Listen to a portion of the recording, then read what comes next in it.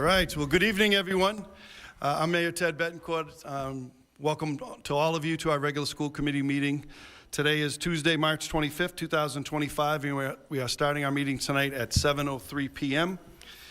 The meeting is being broadcast, as always, on Peabody TV. The minutes tonight are being taken by our recording secretary, Laura Bowe. We have our full committee here today, which is great. Our school committee members, Carpenter, Hockman, Olympio, Swanson, Griffin Dunn, and Amico. Our superintendent, Dr. Josh Fadala. To my right, to my left is our assistant superintendents, Dr. Kelly Chase, Dr. Mark Higgins, and our school business manager, Sam Rippin, down the end. And again, great to have a big crowd here today. We're honoring some Carroll School students as well as some of our outstanding student athletes are here today as well, so it's terrific. We're going to start tonight, though, with a call to order. The first is going to be our moment of silence. And we have a couple of teachers that we wanted to recognize tonight in our moment of silence. We've lost a couple of our wonderful teachers.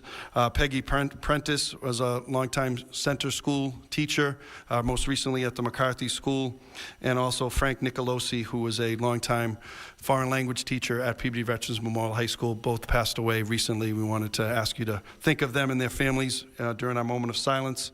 Following the moment of silence, we're going to have our Carroll School students do the Pledge of Allegiance with me. So if everybody could please stand for the moment of silence, followed by the Pledge of Allegiance.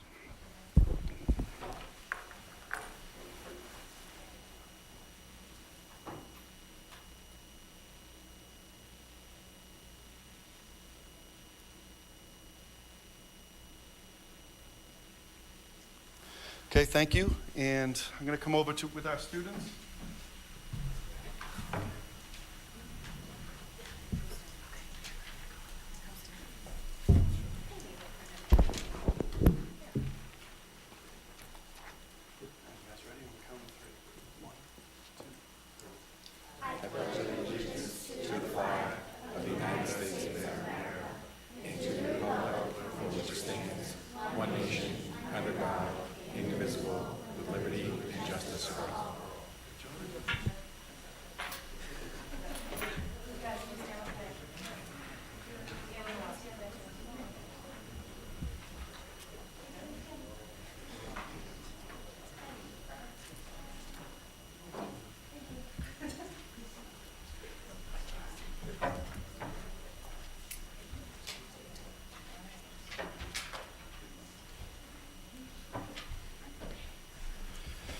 All right, thank you for that. And if there's no objection, I'd like to go out of order a little bit tonight on our agenda and go to item number 5, our superintendent's report.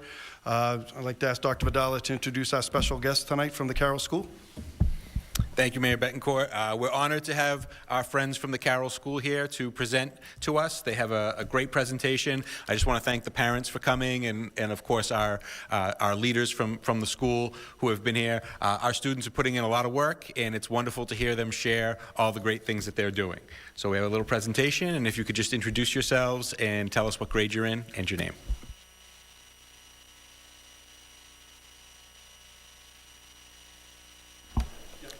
Hi, I'm Charlotte Bernstein, and I'm in the 5th grade at the Carroll School. Hi, I'm Luke Martins Caldera, and I'm 5th grade at the Carroll School. Hi, I'm Cecilia Stearns from the Carroll School. And I'm Miss Malone. I'm the school counselor and PBIS coordinator at the Carroll School. Do you mind if I plug in my clicker, Mr. Fadala? Okay. Well, welcome to all of you. Great to have you here.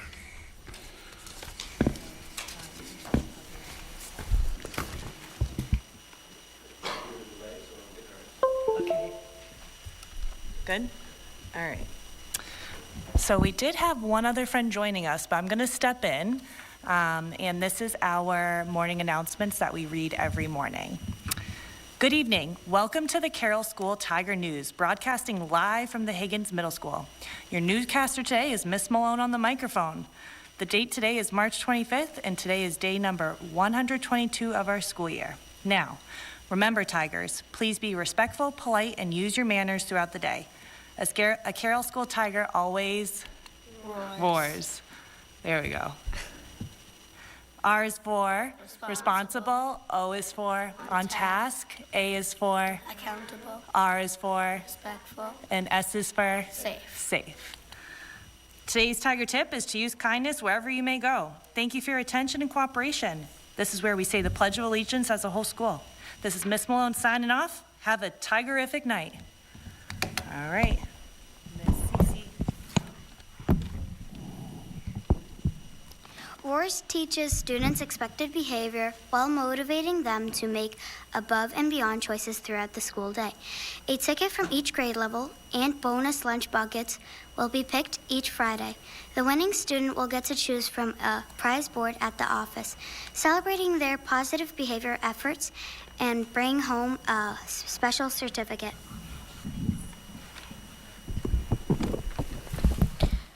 Tiger Ticket winners can choose from a variety of prizes.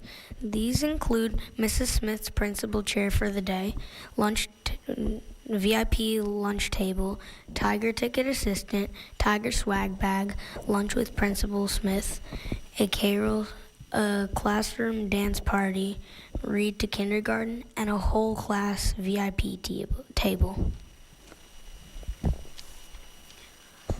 A fun leadership opportunity that is offered this year is Tiger Talk TV, Tiger Tuesday Tips. Students in grades 3 to 5 had a chance to apply. Questions included, how do you show ROARS behavior in school? What Tiger Tuesday tips would you like to share with the school? Overall, Ms. Malone has received 109 applications. Wow. Check out one of our Tuesday tips here. Mr. Fidala, you can take over.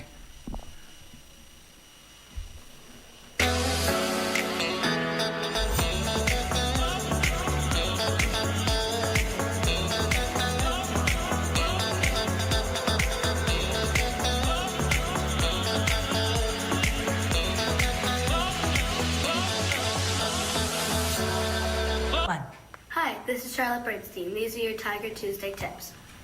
You can always give someone something, even if it's only kindness. You can never look down unless you're helping someone up. This is Charlotte signing off. Have a good day.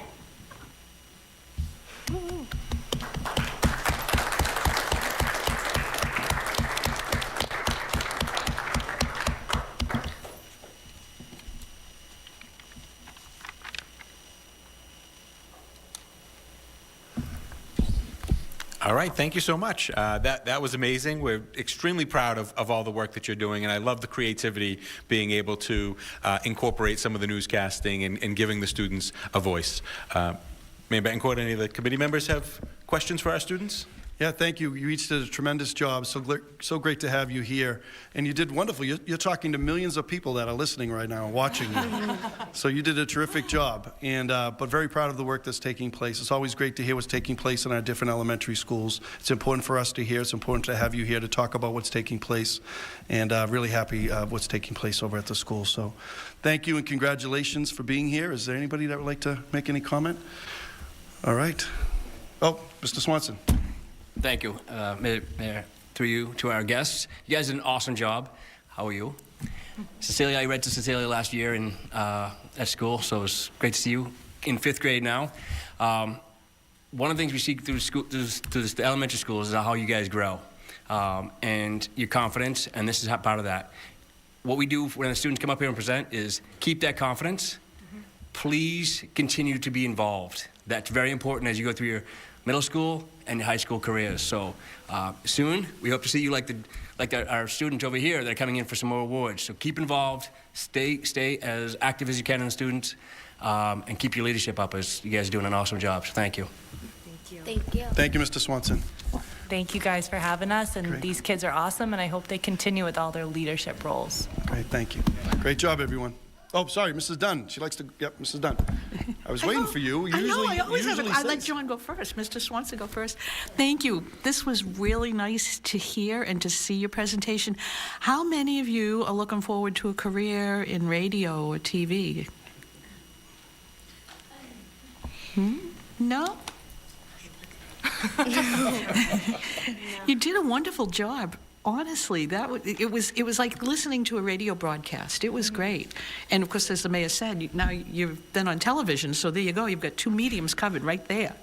So nice job, and thank you for coming and showing us what you're doing at the Carroll School. We appreciate it. And this was fun. Thanks. Great job, everyone. Thank you again. All right.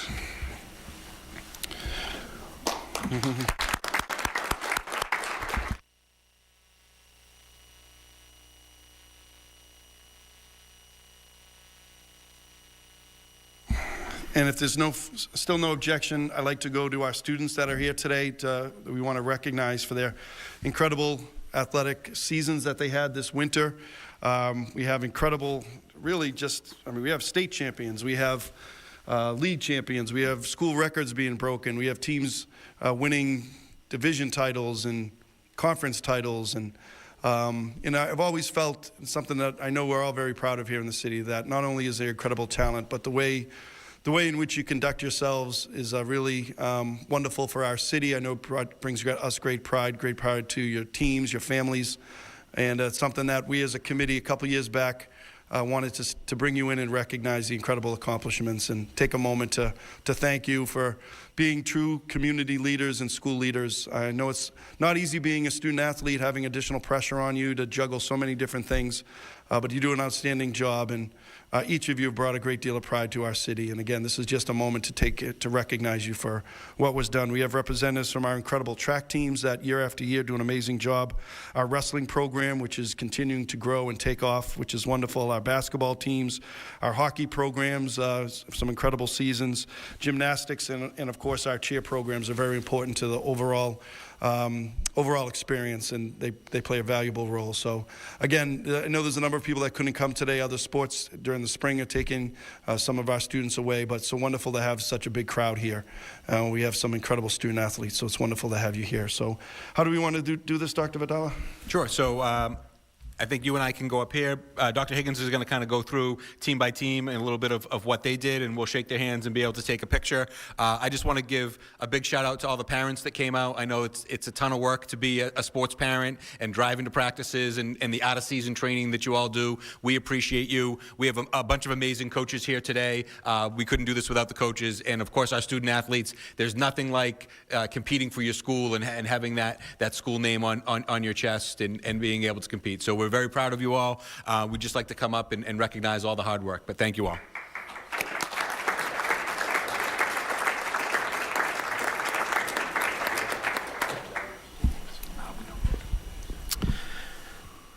So I'm going to recognize each team and call up the student athletes that are here. I recognize there may be somebody here that we missed on the list, so when we get to the end, if I didn't get a chance to call your name, I'll make sure we have you come up at that time. We can make sure you get introduced. So I apologize ahead of time. So I'll start with what I have on this list, and I'll make sure we recognize anyone else who may not be here. So first of all, representing the boys basketball team, Coach Thad Broughton is here, along with one of his all-star players, his son, Thad Broughton Jr.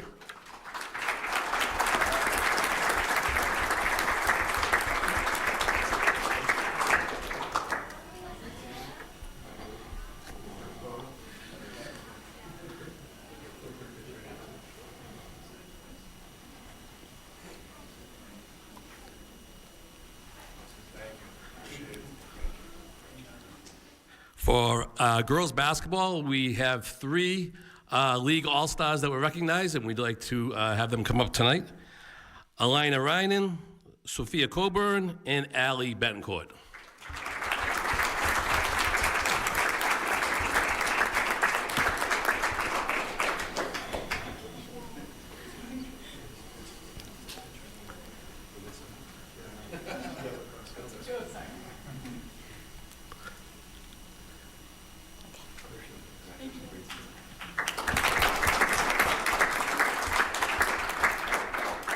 I don't see him. Did our boys hockey representative make it way in the back there? Does anybody see him? Okay, I'll hold him. Hopefully he'll get here towards the end. Next, we have our wrestling team. This was a historic season for the PBD Saugus wrestling program. Most importantly, Freddie Espinal, you guys, wonderful, wonderful spirit. It was just a fantastic year, and you made us all very, very proud. So there are a number of student athletes that I'd like to have recognized tonight.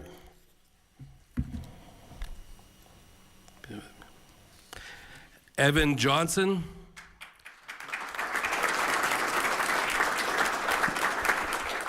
Jackson Delady. Anna Felicio. Cesar Cruz. Lucas Fundulis. Tucker Landry. Justin Bremberg. All-Conference Selection Max LaRusso. All-Conference and Acting Assistant Superintendent Antonio Anzalone.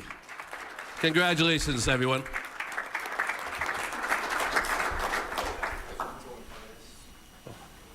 Get a picture.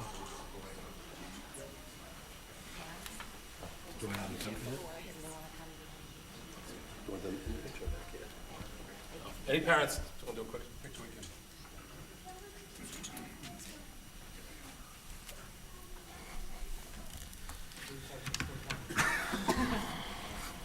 All right, let's see.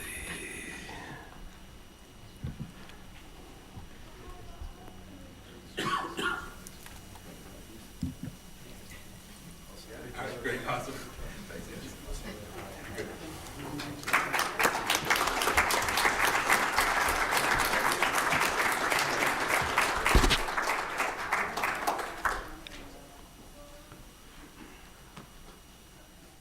For the boys track team, I know Coach Braz is here, and if any of the other coaches can come forward. NEC All-Stars, Mohammed Lusani, Brian Stevens, and Arino St. Victor. All conference team members, Evan Bedard, Alex Jackson, Riley Michaud, Declan Smith, Peyton Smith.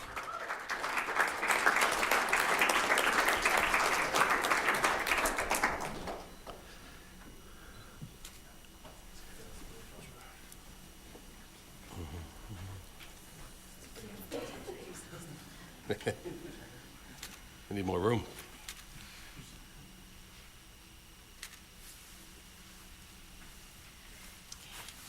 Congratulations, everyone.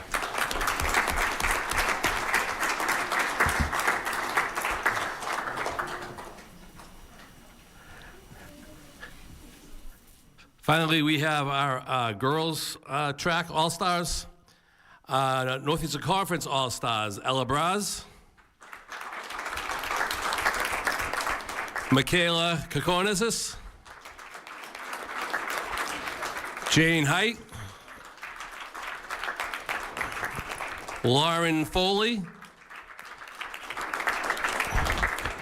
Maya Sutton, Ava Champany. How do we do? Do we have a few more?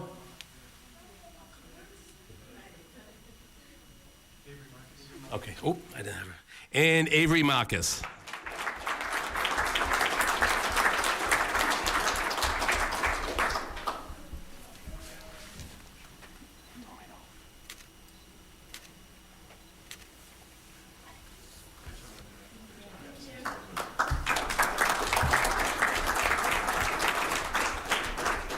I think that's everybody, yeah.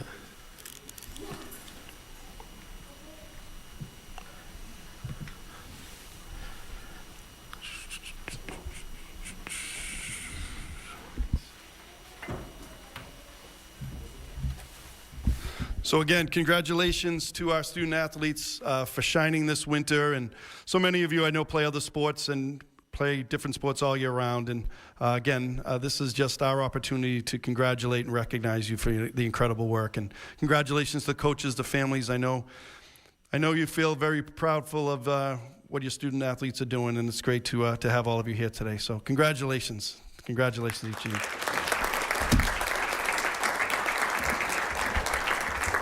And I wanted to, I know he didn't get any of the athletic ability, but Counselor John Turco is here, who I think a family member is being honored today. So, John, great to have you here.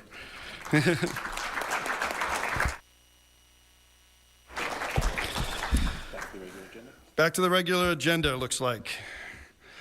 I don't think you guys want to stay around for this, unless you'd like to. But congratulations again. Thank you.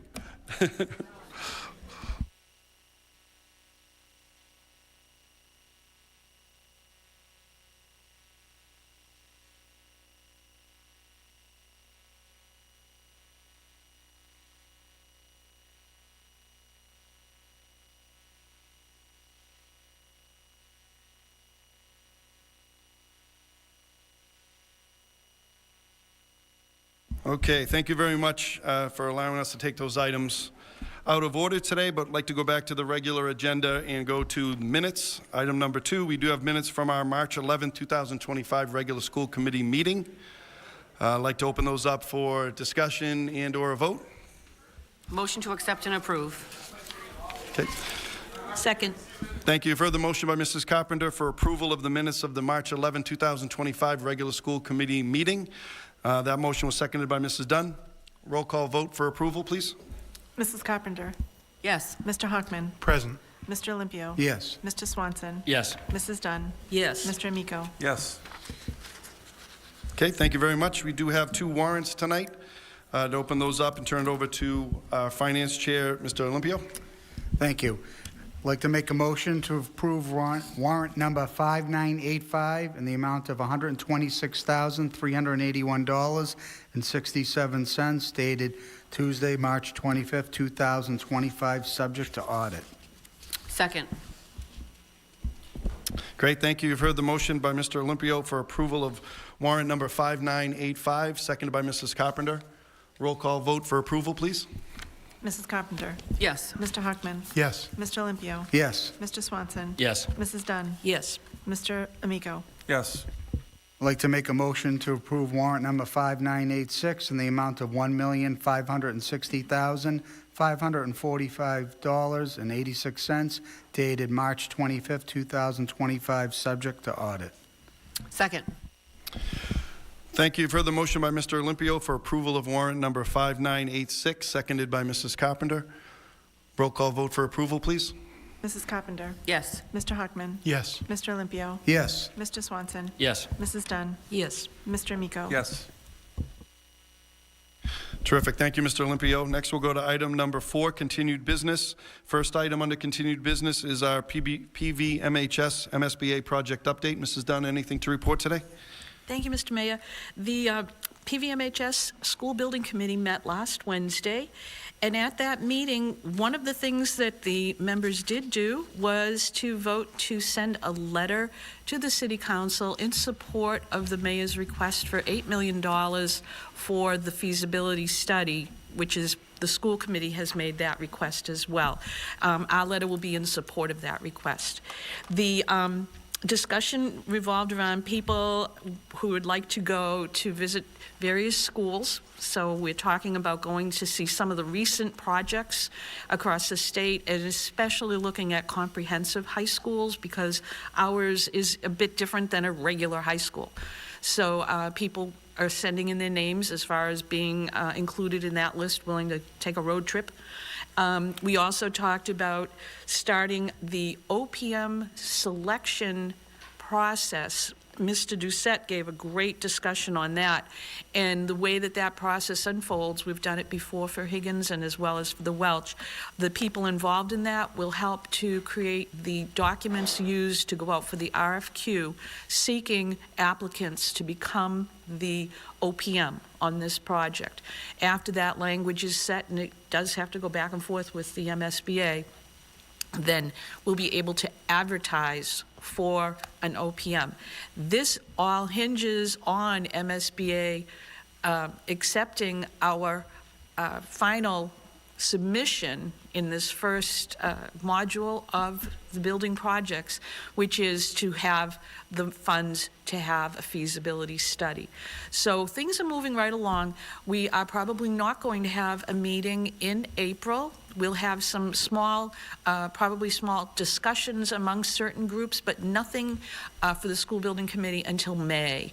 And that's because we're waiting for the city council vote about the feasibility study and then the approval, or I'm sorry, the submission to MSBA, and we'll just wait for their response as well.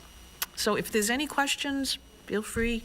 It was a good meeting. It was quick, actually. So we're working on that. I'm working on that. Okay. Thank you, Mrs. Dunn. Thank you for your continued leadership on this project.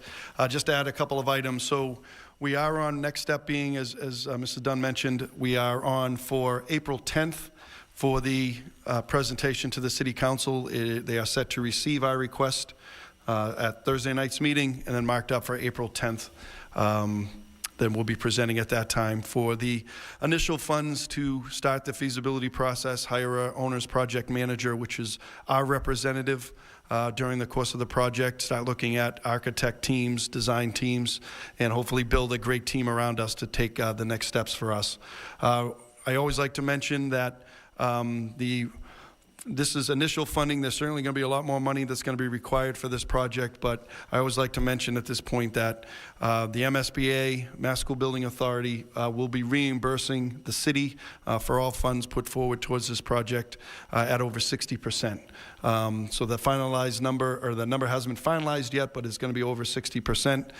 We can add some additional points for things like green initiatives, for maintenance plans, and some other items. We're certainly going to pursue every reimbursement point very rigorously and vigorously. So, but we're on April 10th, big day, start of the project, start of getting the funding together and bringing on our team. So we'll keep everybody, as Mrs. Dunn does always, but things are going to start happening, and it's always wonderful to take these next steps. So thank you, Mrs. Dunn. Any questions by the committee members at this point? Okay, great. Thank you, Mrs. Dunn. And also under continued business, we do have school libraries. Mrs. Dunn, I'll turn that over to you. Thank you, Mr. Mayor. The reason I asked for this to come up on our agenda is because next month, April, is actually National Library Month. And there are all kinds of activities occurring across the country and also locally to celebrate libraries. And we all know that it's so important for students to be able to read. Literacy is critical for all of our students. The libraries support that. So I asked that we have this on here because I want to make sure of a few things. One is we have we have a couple of schools where the library is not in use because it's being used as a classroom. I believe at the South, the library is used for classroom purposes now. And I also do want to find out about the Center School Library, because this is an issue that has come up at the Parent Advisory Board meeting. People are looking for equity for all of the 8 elementary schools to have that same experience. And being able to go to a school library and pick a book and have someone explaining how to use the library at the elementary level is very important. Here at Higgins, the parents also want to make sure that this library is being used. It's a beautiful library, and they want to find out how best to be able to get more and more students to utilize the services of the library. At the high school, we have Julie Pease, who you've met before. She's working very hard to bring that library up to date. And she did, I just heard from her, she had completed the weeding, which is an amazing undertaking in itself, to go through the books and make sure that we've got current books, and then to be able to make space on the shelf for new books. Which brings me to my next point. I would like to request, when we have our budget discussions, which I know will take place in April, I want to have a discussion about our libraries and about the funding that we provide to the libraries. And I'd also like to be able to encourage members of the public to donate to the school libraries. I'd like to see if we could do it in an organized fashion. A lot of people have a lot of books that they want to donate to the library, and that's wonderful. But sometimes the books may not be the ones that the librarian needs. I would ask if people would like to contribute to the libraries, that they send a donation into the school administration office, probably to Mr. Rippon, surprise, but send it in with a note explaining where you would like that donation to go so that it can be appropriately donated to either an elementary school or to the middle school or to the high school. At that point, our librarians would be able to choose the books that they know the students need. And one of the things that people may not realize is when we buy books at home, we get a book that we're going to use, for reading and at home. The books in a school library kind of heavy duty. They are actually constructed differently so they last through many, many readings, just like in the public library. But that's another reason why it can be beneficial if people could donate to help purchase books. Now, I don't want to discourage anybody who wants to donate books to a school. If you could send in a list before you bring the books, and the librarian could take a look at your list and figure out, perhaps out of that list, there are some books that the librarian would need. I think that would help as well. So I am out there putting in a plug for our public libraries, and I know that our school librarians are working closely with the main library, the public library, and I think that that relationship is going to grow and be even more beneficial to all of our students. Thank you. Thank you, Mrs. Dunn, for bringing that forward. Any questions or thoughts on that item? Okay, thank you. Next, we're going to go back to the superintendent's report, and I'll turn it to you, Dr. Vidal. Thank you, Mayor Betancourt. One item left on the superintendent's report, and that is our center school reopening update. So first, I just want to say that I'm very pleased to report that we are currently on schedule to reopen the center school for the 2025-26 school year. So this is very exciting, and we have a lot of work to do logistically to make this happen, and the facilities department is doing quite a bit of work on the building to make sure that everything is ready to go and that we're ready to open.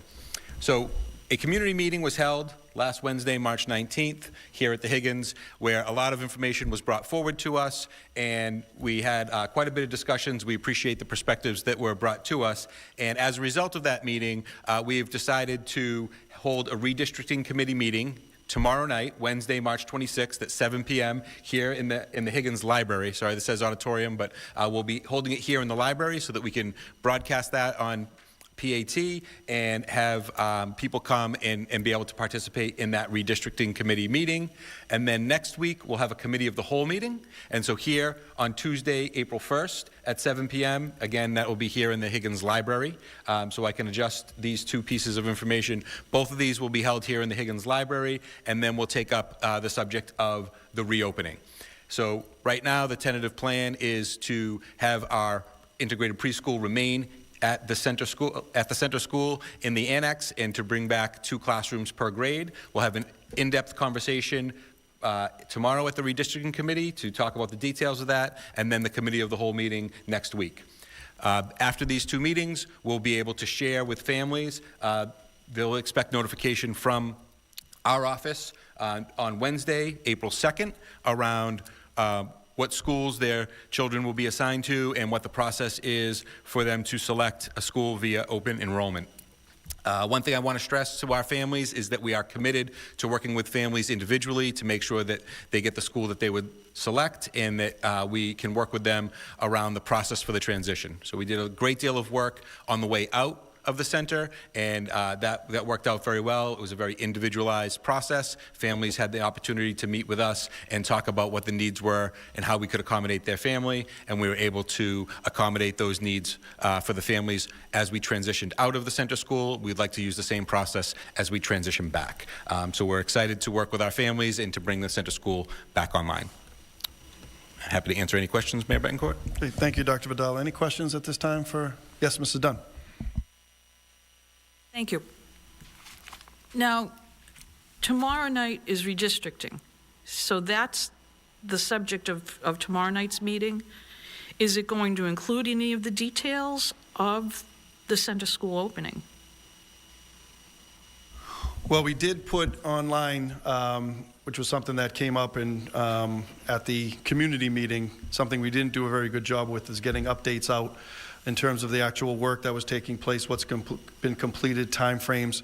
We did put on the school website the most recent update, which was actually provided to us yesterday, that broke down all the different aspects of the project, and again, shows what's been completed, what's in the works, timeframes, things like that, to kind of give some understanding of where we're at. And as Dr. Vidala said, after some worries a few weeks ago, I'm very confident that we're going to be able to open up on time for September, the opening, but there's still some work ahead of us. But in terms of delivery dates, things that I was a little bit nervous of, we're at a much better place now.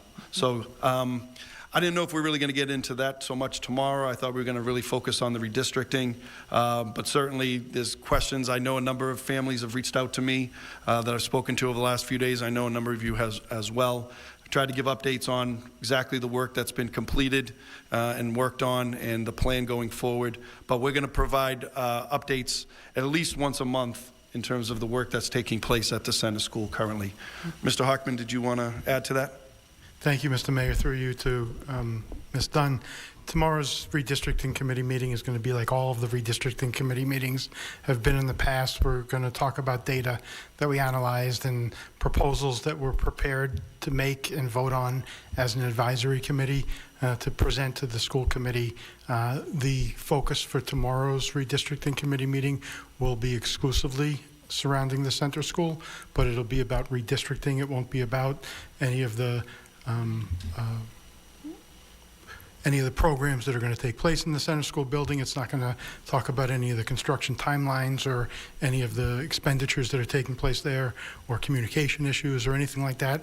It's merely going to be about talking about the data that we've looked at to determine some proposals that we can vote on and move forward and present to the school committee regarding how to populate the center school. Great. Thank you for clarifying. And if I that. could, Mr. Dunn, just to add to one more item, and I do think, though, and Dr. Vidal and I will talk, all of us, about having a community meeting specific to the center school work, maybe at a later date when it's the right time, as we've kind of completed some of the other work that's expected, maybe before the summer, leading into the summer work before the fall opening. But I do think we should have a standalone meeting just on that at some point when the time is right. Right. Well, I'm going to be honest with you. I'm glad you explained exactly what tomorrow night is about.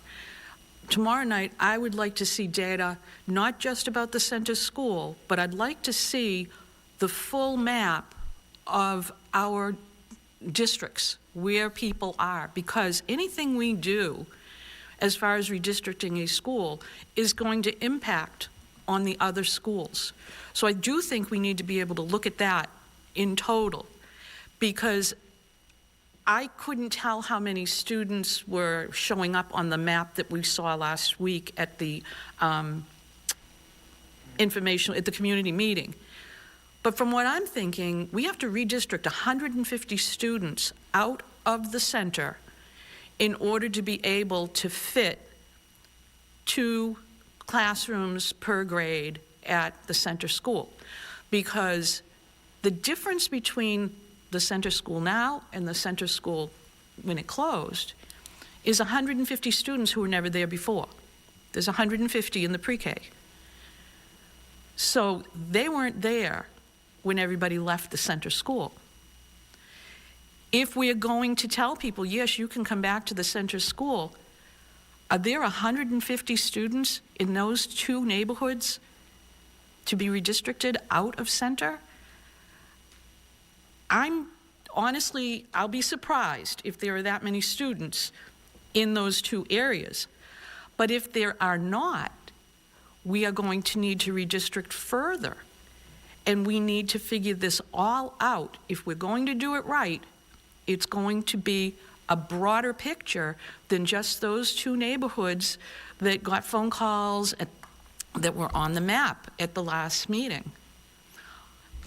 So I don't know. Thank you, Mrs. Dunn. Yes, I think it's the 140 students that attend the preschool. Some of them attend AM and some attend PM. So it's not 140 at the same time.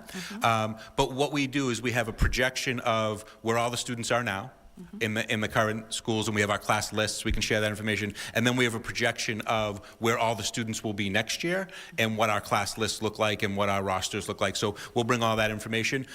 We believe that tomorrow's meeting would only focus on three neighborhoods in the district that is currently in the center school district. It would only be 3 neighborhoods. It wouldn't have a wide impact on the rest of the city. We have looked at several things. I think there were about 10 different things that the redistricting committee has looked at over time. But what we're looking at specifically tomorrow would be just a very small portion of that. Okay, so, all right, I understand about, AM and PM on the pre-K classes, so even at 75, are there 75 students being redistricted out in those neighborhoods? Do we know that yet? I can have all that information for tomorrow, yes. I definitely want to see that, because that impacts on our decision on how to reopen the center school. Because parents brought up some very good points at that meeting. They spoke about the traffic at the center school. Have we done any traffic planning for the reopening? Yes, all the traffic patterns, things like that will be part of it. We've talked about paving the parking lot. We've talked about different entrances and exits. So this year, where it's just the preschool, we're not using the main entrance. But next year, we'll be able to use the main entrance. So the traffic patterns will change. That is something that we have considered. We've talked to the traffic supervisor for the police department, and we will be. That'll be a big part of our reopening once we identify who's coming and who's not. We also have a staggered start. So our preschool starts before the elementary school, so we can get the little ones in first. And then, similar to when it was at the McCarthy School, the little ones will come in first. They'll be settled before we have our center school elementary opening. We will also have a before school program through FKO. That will be at the center, so it won't be all of the students arriving at the same time. There'll be a number of students who will be able to arrive early for an early drop-off if their parents want to do a before school program. Okay. Is FKO open to pre-K or just the K? Just K. K to 6? Yes, just K to 5. Yep. Okay, thank you. Well, one of the other issues that came up was parking. Parking on the site for staff. Now, I know that the staffing at the pre-K is probably higher than what was there before, because it's an integrated preschool, so we would have at least 2 staff people per classroom. Is that a good estimate? Okay. Which is higher than what we would have in the regular school. Do we have enough parking spaces on site for our staff? That was a concern that they brought forward last week.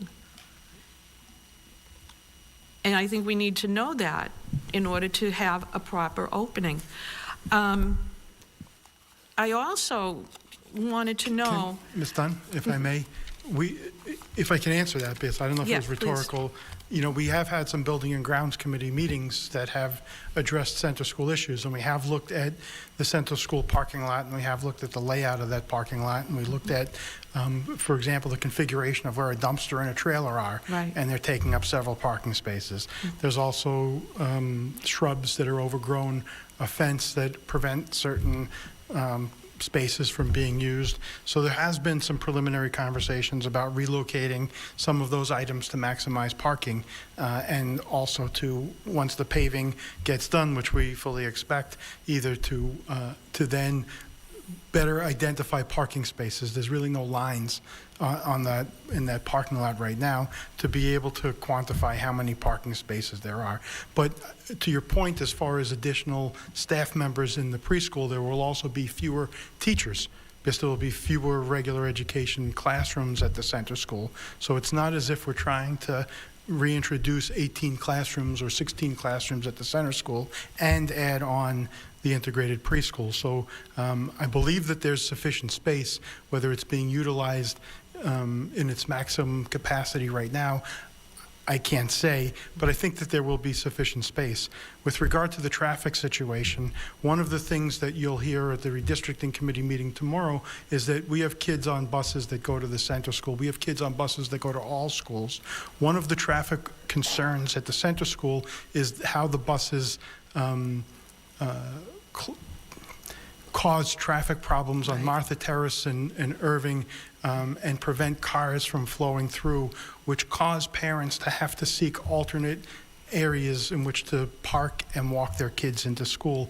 And unfortunately, some of those alternative areas are Kingdom Terrace, which causes some problems for some families and some homeowners and some residents there, blocking driveways and just being, it's not a good situation. But I think that with the proposal that I expect to be put forward through the redistricting committee tomorrow with regard to the center school, and diverting some of the students who are on buses and reducing the number of buses that go to the center school, will help alleviate some of those traffic and parking concerns that are causing some problems for the neighborhood. So I just wanted to answer a few of the issues that you raised, and I'm happy to answer more if I can through the mayor. Okay. Thank you, Mr. Ackerman, but back to Mrs. Dunn. Thank you.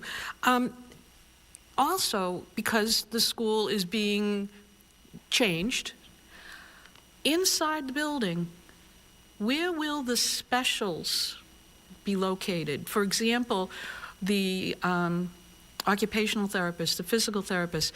I know we have that personnel in the building, in the annex currently for the integrated preschool, because that's a special education requirement.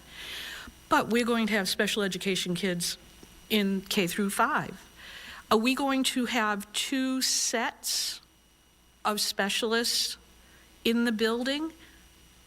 Or is one OT going to deal with everyone in the building and one PT going to deal with everyone in the building?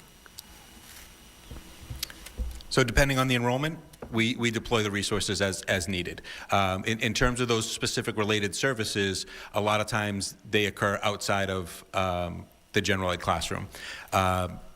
In terms of general ed specials like library, music, art, things like that, with a reduced footprint, we will be able to have shared rooms that will be able to be utilized. So, for example, in the previous iteration of the center school, there were 22 classrooms, and every specialist was inside a classroom because of the overcrowding. By reducing that crowding, we'll have an opportunity to free up some educational spaces to have those specialist or exploratory type elective classes in a separate setting and be able to do that. So on the first floor, there are 6 classrooms and then a larger space for a library / a specialist. And on the second floor, there would be 6 classrooms and then a classroom and a half that could be dedicated to those other spaces. Well, that brings me to a concern that I kind of expressed a few minutes ago. Is the library going to be a multipurpose room used for people doing special meetings? Or is it going to be a library? Much of that is decided by the building principal, and we give autonomy to the building principal based on the space and things like that. We have recommendations, certainly. We definitely would love to have a library, we would love to have a music and art room, and we'd love to have spaces for special ed, English language learners, and reading. So those are all the things that have to be incorporated into that, and once we have set our enrollment and we know exactly what's coming back, then we'll be able to work out all those logistics. Okay. Well, I've got a helpful handout for everyone on the school committee.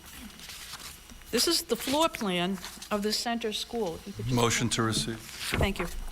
I'm sorry, hold on one second, Mrs. Dunn. We have a motion to receive Mrs. Dunn's handout made by Mr. Amico, seconded by Mr. Swanson. All in favor of receipt? That's a unanimous vote. Thank you, Mrs. Dunn. Thank you.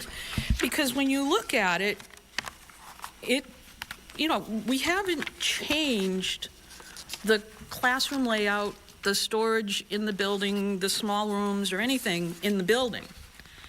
But we're going back in with a different program.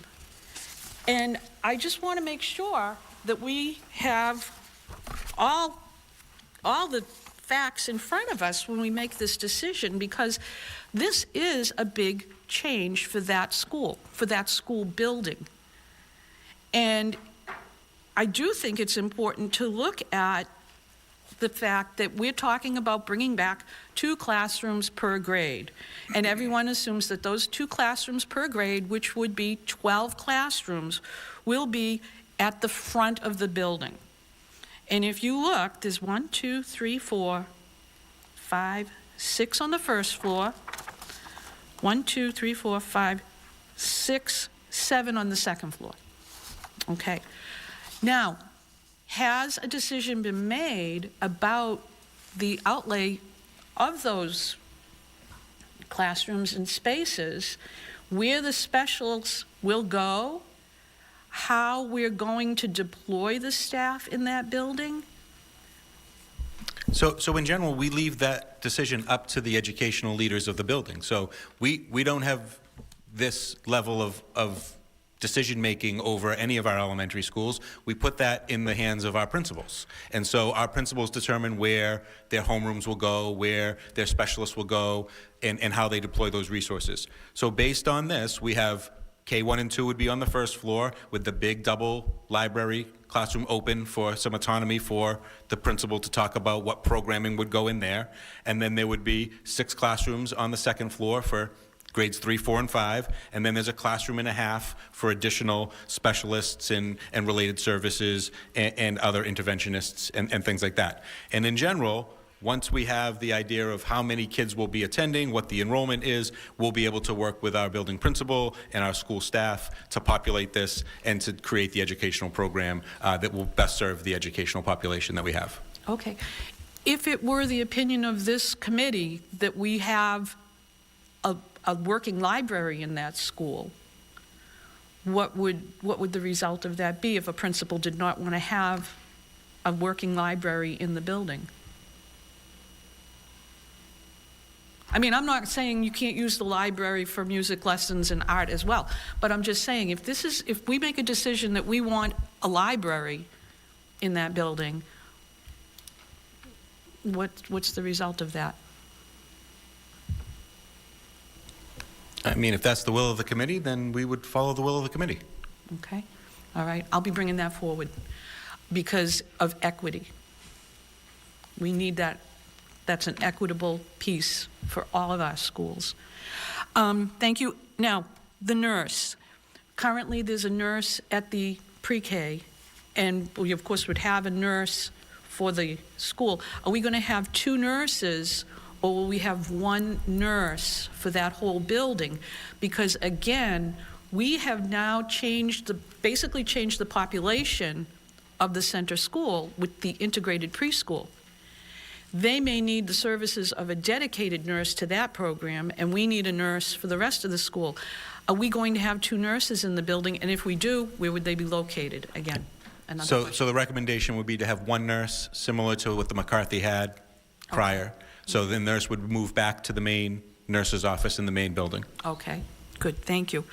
All right, also, how many custodians do we have at the center school? How many are assigned there? Currently, there is 1. Last year, there was 2. Okay, are we going to return to 2? That is the plan. Thank you. And I'd like to note, that school absolutely needs an additional custodian because there is no other school in the district where the custodian has to set up a cafeteria every day. That's a labor-intensive exercise that the other schools don't have, and we definitely need 2 custodians at that school. Okay, I think that's all my questions for tonight. So tomorrow, please provide us with all the information about the full city so we can see the full picture, and that will help with the discussion. Thank you. Thank you, Mrs. Dunn. Yeah, if Mr. I may, I'm chairing tomorrow's subcommittee meeting.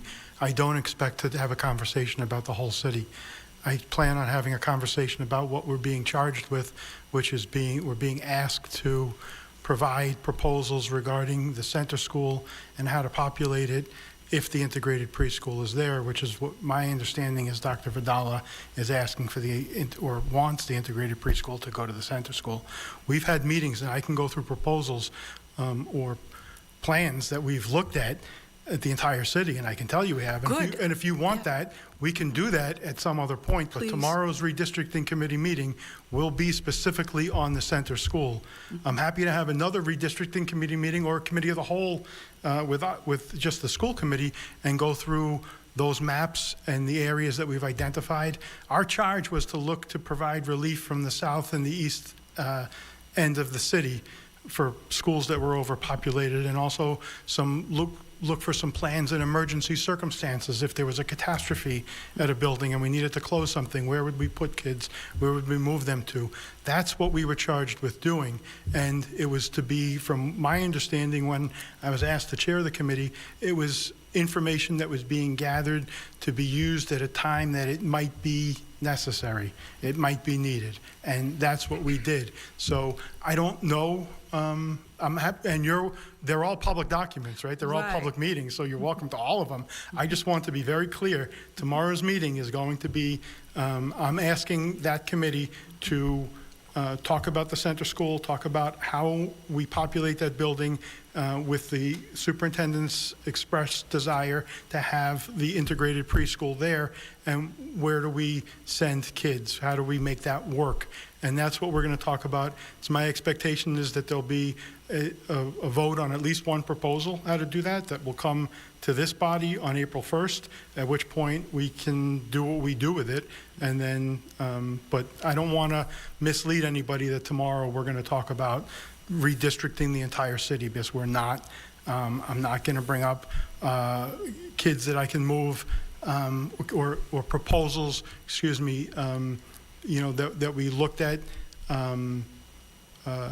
that would take, you know, kids out of the, I guess it would be the southwestern part of the city, you know, Will Sawyer area and Joyce Road, and move them over to the McCarthy or to the West School. We're not going to be looking at that tomorrow. Those are things that we looked at, right, as a possibility in the event that things happened to the Brown School or the South School and we needed to move kids, you know, across town, and how do we get that done? We're not talking about, you know, I just want to be clear with you and make sure that your expectations are met tomorrow. So. Thank you. No, I do appreciate that. I understand that will be the discussion. I personally would like a copy of the map of the city with those locations of all our students, with the divisions between districts. I would also like to say, truthfully, when your committee was formed, it was about looking at the whole city. And the redistricting at the center school certainly was not your charge at the very beginning. And I don't even know when that decision came up about redistricting, because when this whole project started, it sounded fairly simple. We were going to take all the students out, we were going to send them throughout the district, we were going to bring the preschool to the annex while the work was being done at the center, because it was an isolated area, and then everybody was going to be able to go back, staff was going to come back, the students were going to come back, and that has changed. And that's why why I have so many questions, why other people have so many questions. It's changed a lot of the parts of the operation of our district. And these are all important pieces that I believe we really do need to look at. None of our schools operate in a vacuum. We have 8 elementary schools. And I'm proud of this committee because a few weeks ago we all agreed that we support neighborhood schools. And that, to me, was important. Everybody said it. And I'll be honest, one of the a small prelude to those statements that we could have said, and I'm going to put it in writing at our next meeting with the Quality and Standards Subcommittee to bring forward to you, is it is our policy that Peabody has neighborhood elementary schools. Because I want to put that in writing to make sure that everybody knows that. That's important. It's a good thing to stand behind. I never really thought we'd have to put it in writing, but I think we do. Because all of the things that I'm talking about are budgetary, these are policy decisions, these are issues that the school committee absolutely needs to be able to make decisions on. And I'm going to tell you right now, I want all the facts before I make a decision. I'm not being rushed into this. I'm not going to sit back and not have questions answered. And that, to me, will mean a lot, because I believe that we have to do that to have confidence in this plan. I still have a lot of questions about it, because this has changed from the original proposal. And there are a lot of changes here. And there's a lot that we're just catching up on things now as school committee. And I don't think that that was fair. I don't think it was the right way to do this. And I honestly believe we need to be able to figure out how this fits in the whole plan for the whole district. Thank you. Thank you, Mrs. Dunn. I did want to say, and I'm happy to put it into a policy, but I think we're all in agreement that we all want our neighborhood elementary schools. I am committed to that publicly, openly. I hope to be mayor more years, and I never want to be a part of a closure of any elementary school. And I think we can all speak to that. I mean, if you'd like to put it into a policy, that's great, but I certainly... I'll call it the Betancourt policy. That's good. There we Well, go. I ran for mayor on that. I know, on that you very did, thing, and that I was didn't what made wanna- me so happy Because there and was proud of you. discussion about closure back then. Yeah. But no, I certainly, I would be supportive of that, and I think all of us were very clear that we want our elementary schools. But I also did want to mention, too, and this is something that I spoke to teachers, staff, families about. I think all of us, and certainly I put my name behind this. Anybody who wants to come back to the center that was at the center can come back to the center. We will make arrangements to have that done. Any teacher, educator who wants to come back to the center school is going to have that ability to come back to the center school. That is, first and foremost, that is not even a policy. That's just how it's going to be. That's a rule that we've established. Anybody that wants to come back, and I just don't want there to be, because I did get a couple of calls that people may have been a little confused at the last meeting. Anybody who wants to come back, any family that wants to come back to the center will have that ability, and we'll work out the arrangements for them. But if they are very comfortable where they're at a different elementary school, that's a personal decision that students, families together would make if they want to stay at the school they're currently at. They have that ability, as well as any teacher, educator, anybody has that ability too. But there will be nobody who is at the center that wants to come back that will be denied. That will not happen. And I think we're all in agreement on that as well. And we will make that happen for anybody. But that's going to be some tough decisions. I think there's going to be a number of families who are torn, love the center, but also very comfortable where they're at. It stinks that we put families to that decision because of what we undertook here with the center school work that needed to be done, which I felt needed to be done in order to make sure that school is workable and functional and in a much better spot systematically, mechanically, all of that for the future. So it stinks that we've had to put families into that position to make these tough decisions. But anybody who wants to come back to the center is coming back to the center. We will make sure of that. Mr. Amico? Chair, and thank you, Ms. Dunn, for all that information. And I do agree with a lot of what you had to say. Peabody is very lucky to have 8 elementary schools. And as the mayor said, you did run on that you wanted to keep elementary schools. Every time we talk about it, you want to keep our 8 elementary schools. But we have to be mindful that having 8 elementary schools is not very easy. Over a 20, 30-year span, it's not very cost effective. Okay, you're paying a lot of salaries, you're paying a lot of principals and so forth, but it's the right thing to do for kids. So when we talk about traffic, there's traffic at every one of our 8 elementary schools. One of the reasons is, take the center for example, it was built in 1954. I think our workforce in 1954 and 2025 is a lot different. You have more people working, you have more people driving, where in the past people would walk to school. So I think that right there alone, when I hear people complaining, and it's complaining about traffic, it's complaining about being stuck behind someone or behind a bus, you know, the fact that we have elementary schools should offset that. Because do you really want to send your kid to a magnet elementary school with 1,000 kids or 1,500 kids? Good luck with that. Some cities do that. Okay, we're lucky that even though we're a city of 50,000 people, we still have a small town neighborhood feel with 300 to 400 kids in a building. Okay, my kids were at the center school, and the families and the community that we met there, because it was a small school, But yeah, did my wife get caught in traffic every single day in front of Martha Terrace? Of course, and she only had to drive a quarter of a mile up the road. But everyone was doing that because people are working now versus, in 1954 when, probably half the people were working and half the people were walking their kids to school. So when I hear traffic, I'm going to be honest with you, there's traffic at every school, especially every elementary school in the city, whether you go down to North End Street at the Carroll or go down to by the South School or Brown School on Lynn Street, you're going to find tons of traffic. So when I hear the traffic thing or someone complaining about driving from West Peabody to, there's traffic everywhere. Okay, let's face it. So to me, that's, there's really not much we can do. I think we have the best police officers and police force in the state. They're amazing. They can't be everywhere.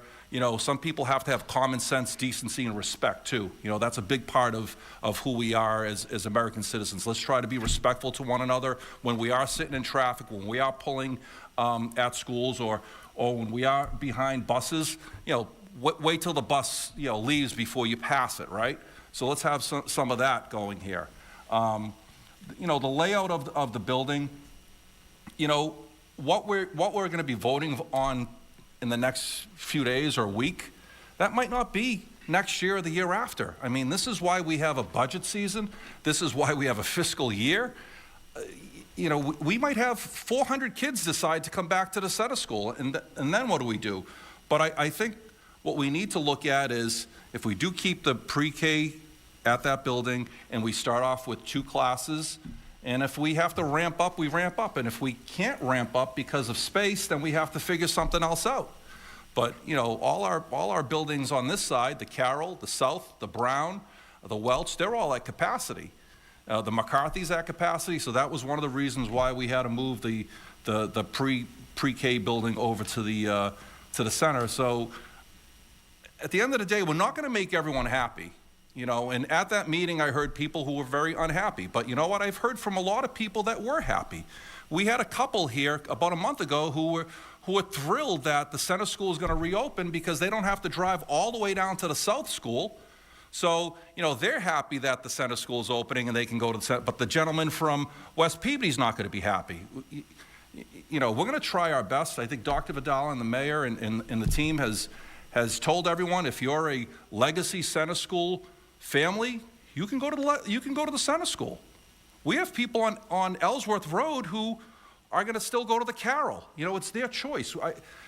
At the end of the day, I think we're doing the best we can, and I think this is going to be a fluid situation. Personally, I don't think that what we do today is going to be the same as what we're going to do in 3 or 4 years. We don't know that. We don't know what's going to happen. There could be some new buildings coming in.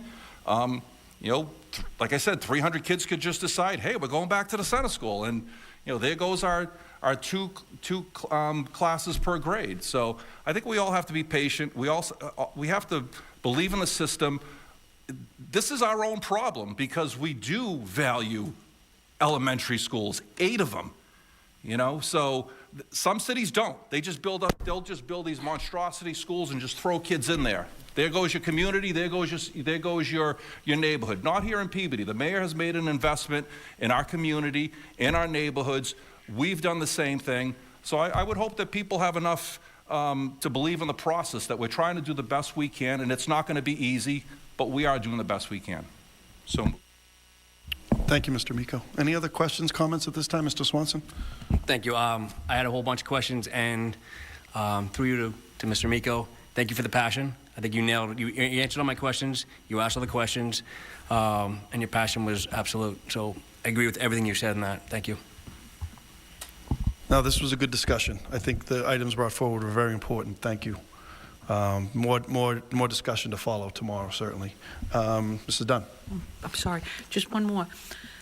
After the neighborhood meeting last week, and people were directed to look on the center school at the website for the project, I did. I looked at it. On that was a center school committee. And I remember at the first community meeting, there was going to be a center school committee. There were 2 parents appointed to that committee, and they're here tonight. Did that committee ever meet? No, Mrs. Dunn, I think you know that it didn't. I know. And I did mention that that was a failing on my part. I should have been more on top of that. We did have a big change in the whole facilities department, as you know. We didn't have a facilities department when the project started. Now we do have a facilities department. We should have had meetings.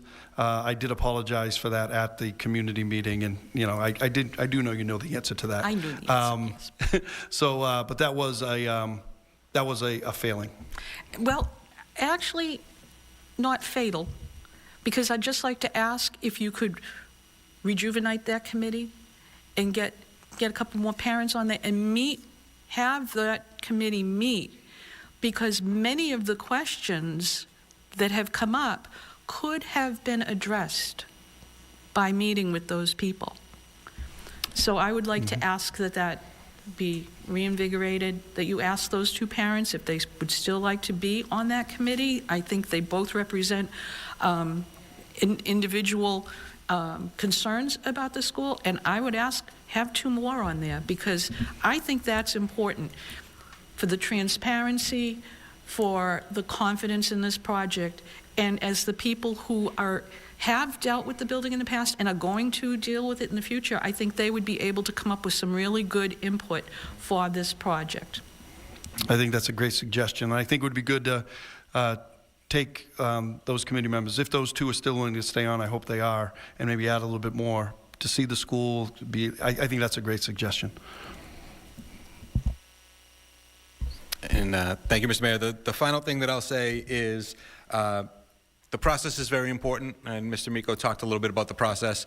The process that we used for having families choose schools going out of the center was very smooth, and it was very individualized. And I'm looking forward to implementing a very similar process on the way back in. And I just want to stress out that parents will have the opportunity to make the decision for their family. And every family will do that. And I know that we've sent out a lot of information. We've spoken with a lot of parents. We have a lot of information from individual parents. And I just want to stress that parents can make a decision about their individual families, and we will work with each and every individual family to make sure that that happens. Thank you, Mr. Mayor. And that's the end of the superintendent's report. Great, thank you. That was a good discussion. More to come. Okay, next we will go to public participation. If there's anyone here in the audience today that would like to come forward and speak, the microphone is open and people are welcome. Please come on up.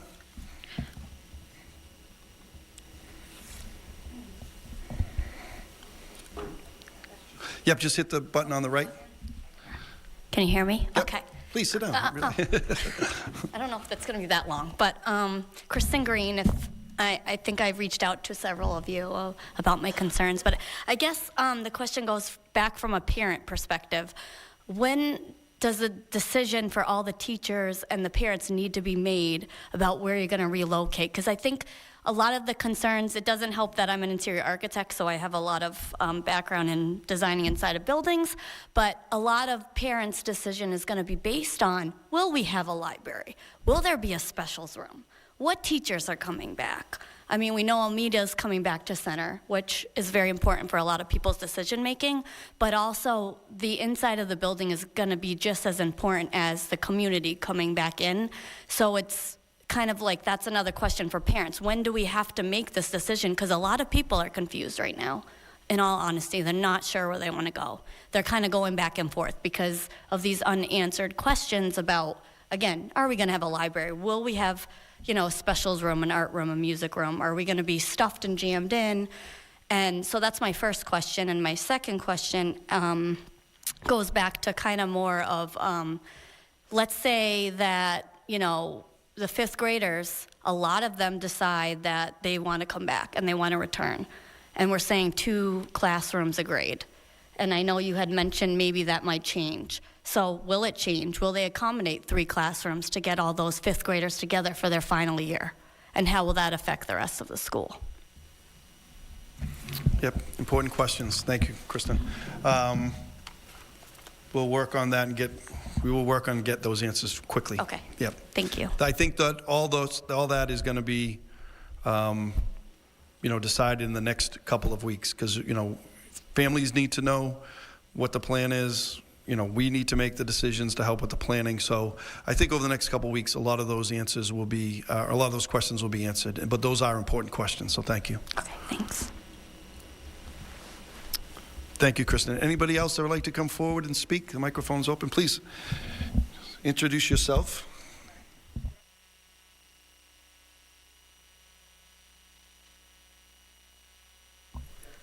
Good afternoon. I'm Pamela Millman, a member of the community.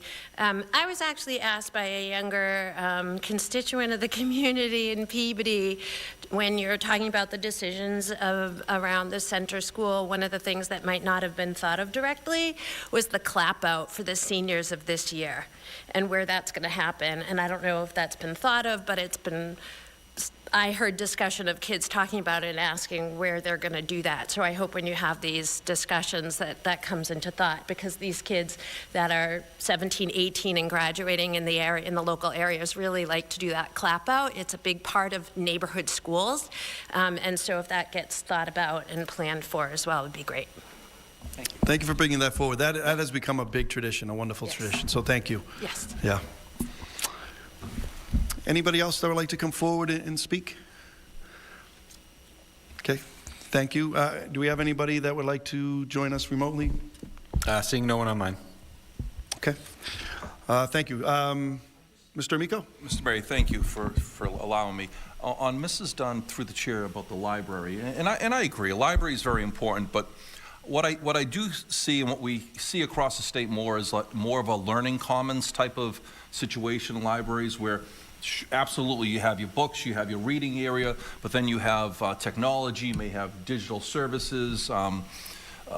So I think that the library of what we grew up with is a lot different, obviously, than what a library could be today. So I would ask through the chair to Dr. Vidal and his team to come up with the best way to utilize that library, but still keep most of what we can as a traditional library, but knowing that we're in the 21st century and we need the technology in there and other things that we're seeing in on college campuses or in high schools with more of a learning common type of situation, not replacing a library, but in addition to a library.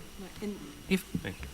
Thank you, Mr. Amico. Please, Mrs. Dunn. Just to clarify, when I use the word library, I do mean a library media center, and I definitely am talking about a dedicated space for the school to be able to have access to all of those features of a library media center. We're coming to a point where the state is probably going to mandate certified librarians in every school. And that's coming. So we're going to need space to house people like that and let them do their job and really work with our children. So, but yeah, I know, library media, it's still. Thank you, Mrs. Dunn. Okay, we do not have any written communications today, so we'll go right to subcommittee reports. Let's go around Education Subcommittee. Anything, Mr. Amico, to report today? Nothing. I think I'm all set. Thank you. Okay. Finance, Mr. Olympio? Yes, we have ongoing negotiations with Unit A, and we had ground rules tonight with Unit C. Thank you. Thank you. School safety? Nothing new to report. Okay. Athletics and wellness?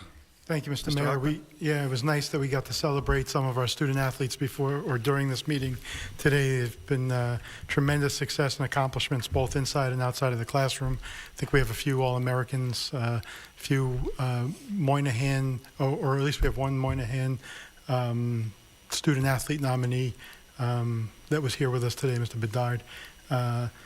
And moving on to I had an opportunity, City Councilor Ann Manning Martin scheduled a tour of the McVan skating rink for purposes of that facility and the condition of that facility, and I think that there's some question about how to move forward with that facility and the partnership the city has with the state that owns the property.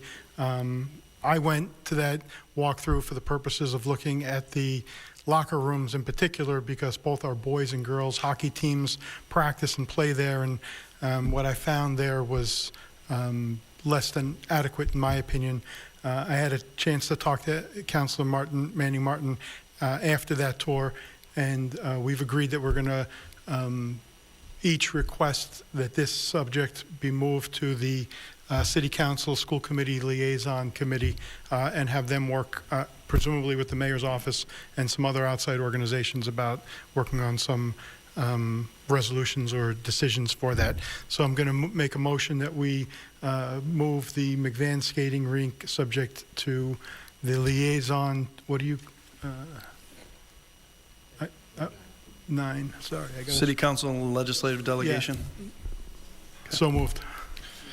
Second. Thank you. You've heard the motion by Mr. Hockman, seconded by Mrs. Dunn. All in favor of that. That's a unanimous vote. What's not to like about that? We have the resident hockey mom on our Right. side. That's true.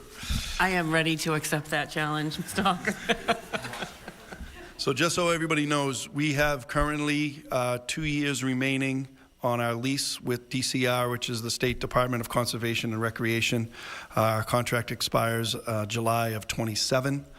So we have a lot of decisions, a lot of discussion, decisions need to be made, but before that, a lot of discussion. Very frustrated with the lack of state involvement. They are the owner of that property. They have not put forward any money for Title IX purposes to have locker rooms for our female hockey players or skaters, and it's very frustrating. And I think that the state needs to step up and rectify that issue, and that's going to be front and center. And Councilor Manning Martin has been a big advocate for that, as well as you, Mr. Hockman, and really everybody. This is, I think, an issue that we would all rally behind, but we need to have a lot of community discussion on it and reach out for state involvement and assistance. So thank you for that. Okay. Okay, quality and standards, Mrs. Dunn. Thank you, Mr. Chairman. Nothing scheduled yet, but I'm going to speak with our 2 members and hopefully get something scheduled within the next 2 weeks if possible. Thank you. Parent and student advisory boards. Thank you again. Mrs. Dunn. The Parent Advisory Board will be meeting Thursday night here at the Higgins. And the topics on that agenda are updates on the Center School project, the high school project, a question for the recreation department about the rec leagues for the kids, especially like the 5th grade. There were questions about how to best administer that through, with PTOs and school assistants. And the meeting is at 7 o'clock, and the room is, I believe it's 135 downstairs, the classroom. Thank you. Building and grounds, Mr. Hockman. I think we covered a lot of that tonight. Yes, thank you. Special education, Mr. Olympio. Yes, CPAC will be meeting Thursday morning, April 10th at 9:15 at Breaking Grounds. It's a parent group. Great. Thank you. City Council and Legislative Delegation, Mrs. Carpenter. Thank you. Nothing to report, but I will be following up on the skating rink and get back to you on Great, that. thank you. Redistricting, Mr. Hockman. Thank you, Mr. Mayor. We are meeting tomorrow in the right here at the Higgins Library at 7 p.m. We'll be talking about some proposals for the center school. It's an open meeting. We have a link, just like we do for our meeting here tonight. It'll be broadcast by PAT. I think there's a Facebook Live feature to it, although I'm not positive. I'm not on the technology committee for a good reason. But we'll be talking about some proposals, and I expect that we're going to vote on something which is just an advisory vote, and then it'll come to the school committee. On another note, while I have the floor, I want to say that for the last over 15 years, the second and fourth Tuesdays of each week, of each month, I should say, have been occupied by me sitting with you folks here in the school committee in different forums over the course of my time here. I'm saddened and happy to say at the same time that my life is now taking me in different directions, and I will not be seeking re-election for the school committee. I want to say it's been a pleasure to work with all of you, but we'll have time to do that later in the year. So I just wanted to announce that I've enjoyed my time here, and I plan to serve out my term completely and fully and faithfully, and we'll get to work on that other stuff next week. Thanks. Thank you, Mr. Hockman. Yes, I look forward to having those discussions further with you. Your service has been real important to the school committee for many years. Thank you. We've always argued, but I'll miss you. Randy, did you want to say something?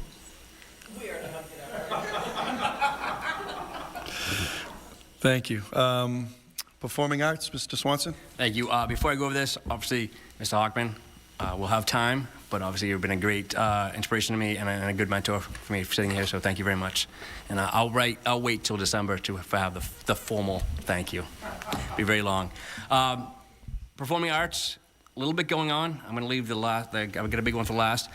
April 2nd, next week, we sent out a note to y'all, is the evening of jazz at the PVD Veterans Memorial High School, 7 p.m. It is a fundraiser. It is a great night. If you have not seen our high school and our middle schools perform in the jazz, it's an awesome evening, a fun evening. This year they have Thomas Palance, who's coming in as a clinician beforehand, sitting with the students, teaching them, helping them get that much better. And we also have a student and staff band that's going to be playing that evening, which is awesome. The chorus will be joining us next Thursday at Student Government Day, as they always do. And then there's also going to be a coffee house where, I don't know if we spoke about this before, where students perform acoustically in front of peers, in front of their parents, in front of staff at the high school. So they'll be doing that next week as well. And it's a good experience for them to step out of their comfort zones, which is great. Did speak with Mr. Jones regarding his plans with his staff next year on the introductory to instruments. They have some takeaways, very successful plans that were implemented this year. They have some takeaways that they're going to be implementing for the 5th grade introductions next year, and continue that growth.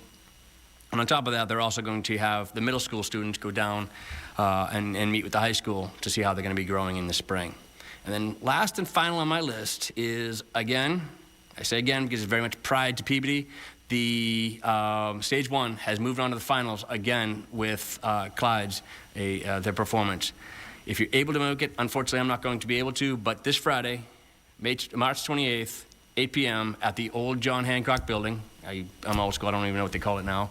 At the Boston John Hancock Auditorium, they'll be performing their Clyde's performance. And I hope and I expect to see them all here in front of us after that performance. So, and again, thank you very much. And good luck to them all. I'm sorry? Monday here? I can look at my calendar. I apologize. I didn't have that from Mr. I think there's an encore performance on Monday. I'm not positive, though. I did not get that yet. Okay. I will definitely, I'll send that out and I'll let everybody know. Thank you. Thank you, Mr. Swanson. Thanks A couple quick items before we break. Thursday evening at the City Council meeting, I and Maria Sherry, Mr. Swanson, will be presenting to the City Council on that bus arm initiative that originated here in the City of Peabody with help from the school committee, school administration.